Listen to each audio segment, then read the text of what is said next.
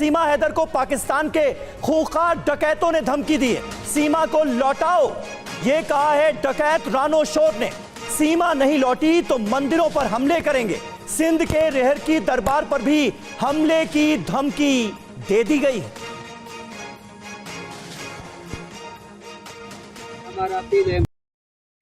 तो जो सिंध के डकैत हैं उन्होंने धमकी दे दी है कि सीमा वापस आनी चाहिए पाकिस्तान, नहीं तो यहां पर हिंदुओं पर हम अटैक करना शुरू कर देंगे। न सिर्फ हिंदुओं पर बल्कि दूसरे धर्मों पर भी हम अटैक करेंगे।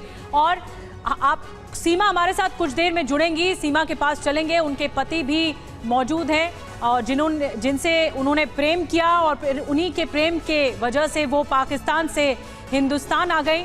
हम आपको बताते हैं कि सीमा को धमकी देने वाला जो डकैत है वो कौन है और कहां से धमकियां सामने आई हैं। बिग बॉल के जरिए कुछ डिटेल्स आप तक पहुंचाते हैं।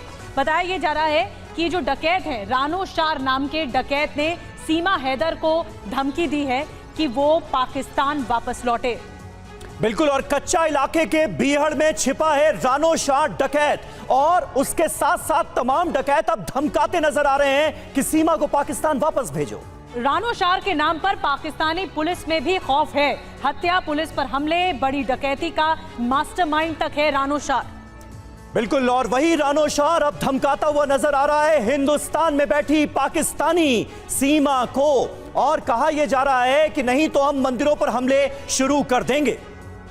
और आपको बता दें कि पाकिस्तानी सेना भी पकड़ने में नाकाम रही कि कितने कच्चे डकैत और कितने खतरनाक हैं।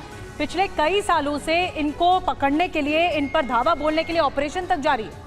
बिल्कुल, कच्चे के डकैतों का खौफ है इस पूरे इलाके में, और जो ऑपरेशन इनको पकड़ने के लिए चलाया गया उसमें पाकिस्तान के 11,000 जवानों को लगाना पड़ा। आप इससे अंदाजा लगा सकते हैं इनके खौफ का, इनकी दहशत का। और 2022 में 150 डकैतों का पुलिस कैंप पर हमला भी सामने आया था, तो इनका खौफ ज्यादा है और अब सीमा को लेकर धमकी दी गई है। बिल्कुल, और 2022 में तो सिंध में पुलिस के 5 बड़े अफसरों की ये हत्या कर चुके हैं। रहीम यार खान इलाके में ऑपरेशन इनके खिलाफ जो शुरू हुआ उसे अंजाम देना मुश्किल साबित हुआ। यानी इसका मतलब क्या है? मतलब ये कि इनकी धमकियों को हल्के में नहीं लिया जा सकता। चंबल जैसे पाकिस्तान के बीहड़ में इनका ठिकाना है अंजलि, और यही वजह है कि बहुत मुश्किल घड़ी आन खड़ी हुई है सीमा के सामने भी कि वो अब करे तो क्या करे।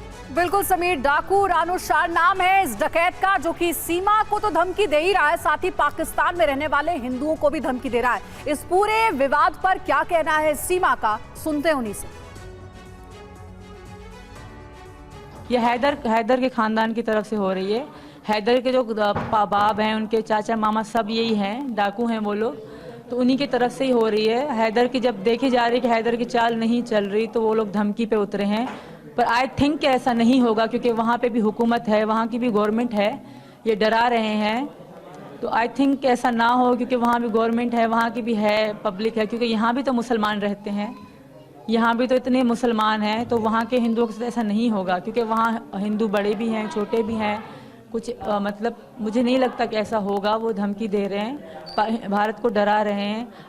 अब तो शायद सबको पता पड़ गया होगा कि मैं क्यों नहीं जाना चाहती पाकिस्तान, और मैं क्यों आ गई भारत में सर नहीं जाना चाहती पाकिस्तान। और प्लीज़ मेरी सबसे रिक्वेस्ट है कि मुझे भेजा भी ना जाए। ऐसा नहीं था कि ऐसी धमकी आएगी, मुझे ऐसा था कि हैदर मुझे बुला के मार देंगे। ऐसा नहीं था कि अब धमकी आएगी।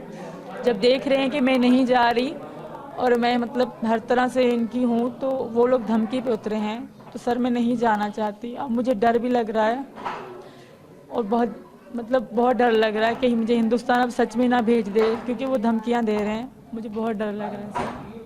कि हमने सोचा था कि हम शादी करके अच्छी सी ज़िंदगी गुजारेंगे। मुझे नहीं पता था कि इस तरह हो जाएगा, इतनी फेमस हो जाऊंगी और लोगों तक बात, अगर ये बात दबी रहती तो कोई कुछ भी ना करता। अब दुनिया तक बात पहुंच गई है, तो इसलिए वो लोग ऐसा कर रहे हैं और धमकी दे रहे हैं।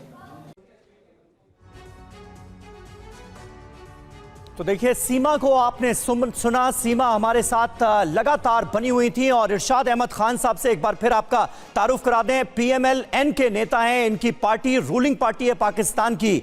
हमारे साथ हाजी मेहरुद्दीन रंगरेज साहब भी मौजूद हैं, आचार्य विक्रमादित्य भी हमारे साथ मौजूद हैं, और सीमा हमारे साथ एक बार फिर थोड़ी देर में जुड़ेंगी, आपको स्क्रीन पर नजर आएंगी। लेकिन इरशाद अहमद खान साहब, सीमा की बातों को आपने सुना, वो डरी हुई हैं, वो खौफजदा नजर आ रही हैं डकैतों की धमकी के बाद। क्या भरोसा आप पाकिस्तान की हुकूमत की तरफ से इस वक्त टीवी 9 पर दिलाना चाहेंगे? मैं पहले तो आपका शुक्रिया अदा करूंगा कि आपने दोबारा टाइम दे दिया मुझे। पहले तो मुझे अफसोस है आपकी बॉर्डर लॉ एनफोर्सेस एजेंसियों पर, आपकी बॉर्डर फोर्सेस पे, कि विदाउट वीजा ये खातून अगर ये पाकिस्तानी वाकई है तो ये कैसे चलेगी। फिर दूसरा मुझे अफसोस ये है, जब ये खातून हिंदुस्तान पहुंच गई, इसको किस चीज का डर, वहां आकर के कौन सा डाकू मार देगा।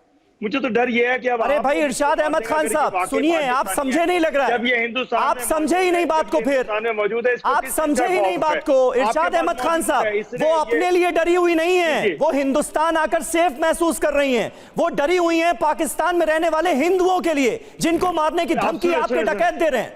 आपको मैं बताऊं, ये चंद डकैत दिखा रहे हैं जो आपको, इनको मार चुकी है हुकूमत हमारी, बहुत सारे लोगों को। ये इलाका था जो आप दिखा रहे थे, इस पे टोटल लाइन फोर्सेस एजेंसीज ने अब पूरा अपना ताकत इस्तेमाल करके इनको खत्म कर चुके हैं, इनका किला कमा हो चुका। दूसरी बात यह है कि हमारा मुल्क लेकिन जो है, अहमद साहब, हमारे इदारे बड़े मजबूत हैं। लौट रहे हैं सुन आपके लीजिए, पास। हमारे इदारे आपकी बड़े बात हमने मजबूत सुन हैं, ली, लेकिन जो हमारे सवाल मुल्क में आपसे ऐसा पूछा नहीं गया कि उसका डाकू जवाब आपने नहीं दिया कि अगर इस आपकी तरीके के डकैत धमकी देंगे तो वाजिब है सीमा